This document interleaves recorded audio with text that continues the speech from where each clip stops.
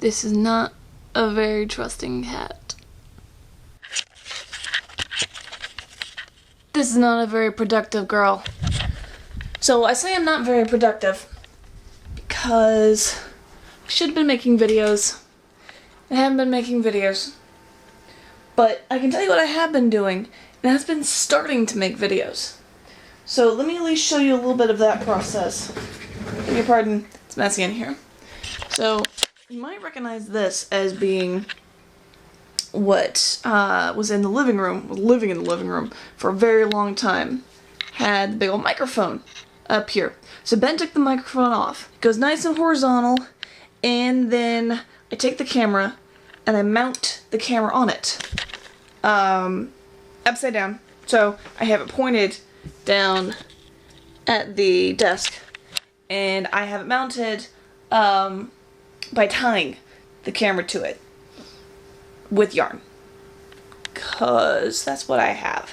Your story was fascinating, and that is weird. That's really weird that it actually ended happily, cause Brother Grimm doesn't tend to do that. I was also amused by your saying that this was that my West Virginia ghost story had a moral to it. Kind of funny that you would say that, because it doesn't. It doesn't. They don't tend to do that. Alright. So, let me read you The Baby in the Fireplace. Mrs. Ann Bennett once lived in a house that had a haunted fireplace. She said every night about 7 o'clock they could hear a low baby's voice saying, "Help, help," or "Help, help," baby voice, I don't know. This would continue for about 5 minutes, and then they could see a baby's face that looked as if it were in great pain. So when the baby was crying help, help was probably a lot more sort of screaming and wailing sort of thing, but I think Ben's asleep, so I'm not going to do that right now.